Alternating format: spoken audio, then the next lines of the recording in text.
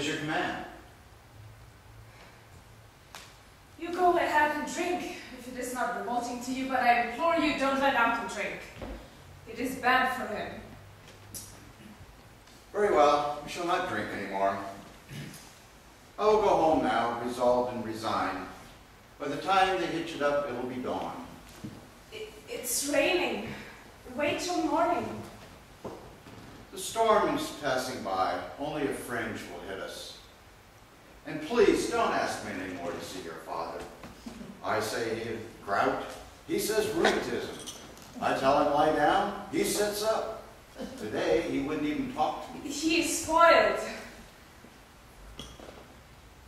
Would you like a little bite of something? Well, perhaps I will. I like to have a little bite at night. And there seems to be something on the sideboard. May I?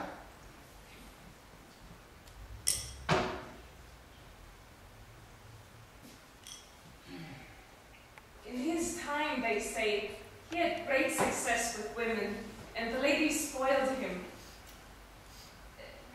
Here, take some cheese. I think I will.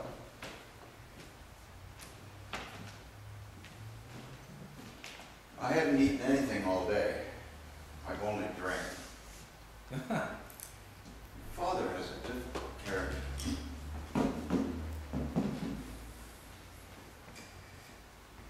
Nobody is here, and I can speak out straight.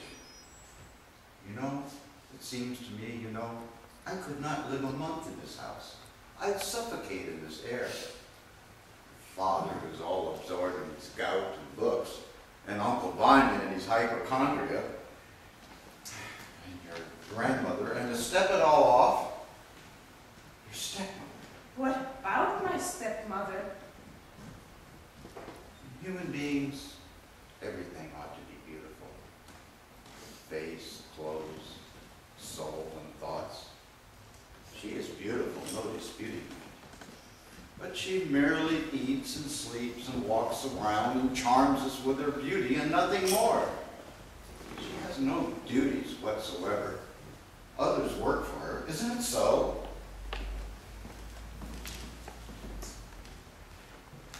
However, perhaps I'm being too hard on her.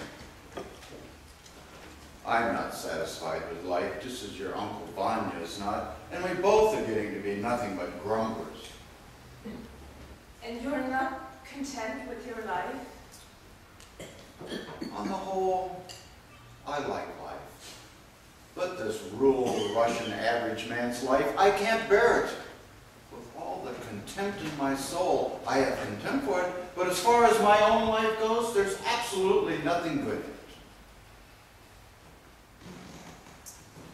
You know how it is when you're walking on a dark night and see far off a little light? You don't mind neither the fatigue nor the darkness, nor the branches scratching you in the face. I work, as you very well know, as nobody else is in the district. Fate never lets up her blows on me. What I go through at times is unbearable. But for me, there's no little light in the distance.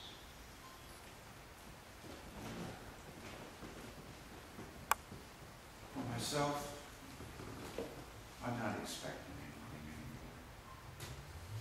I don't like people. And it's a long time since I've loved anyone. No one? No one. Only your nurse. For her, I have a feeling of old time's sake.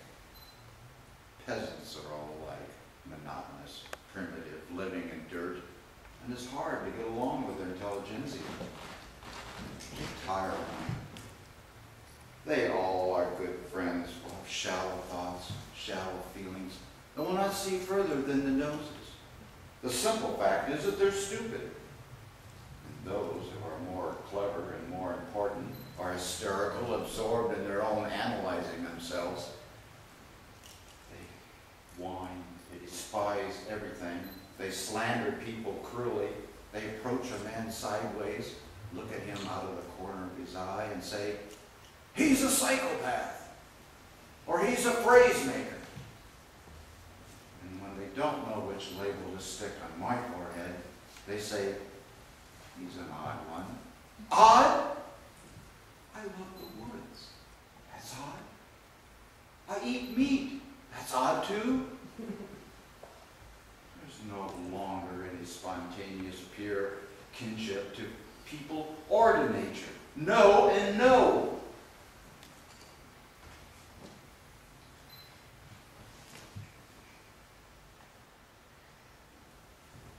I beg you, don't drink anymore. Word of honor. Basta. I've already sobered up. And I will stay like this until the end of my days. And so let's go on. I say my time has passed. And it's too late for me. I'm aged, overworked. I've become common. And all of my feelings have become blunted.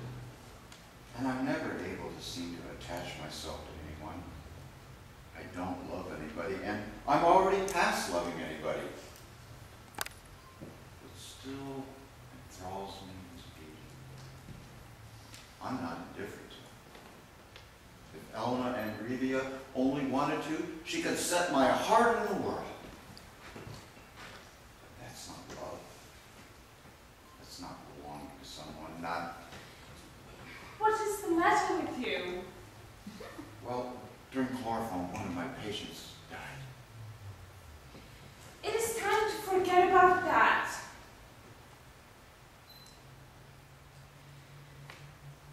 Tell me, Mikhailovich, if I had a friend or a younger sister and you learned that she, well, let us say, loved you, just what way would you take that? What way? Perhaps no way. I would let her know that I could not fall in love with her. Besides, I have other things to do. Be that as it may, it's time for me to leave. Goodbye, my dear. I'll go through the living room if you'll let me. I don't want your Uncle Bonnie to get a hold of me.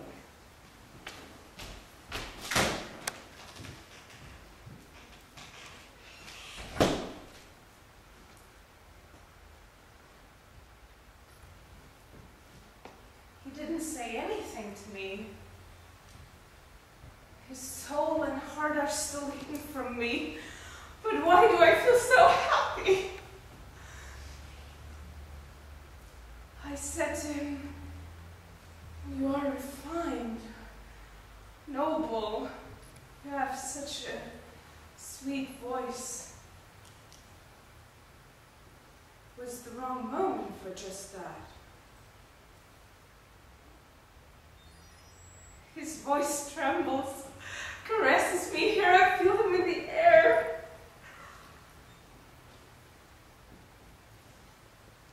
when I told him about a younger sister, he didn't understand.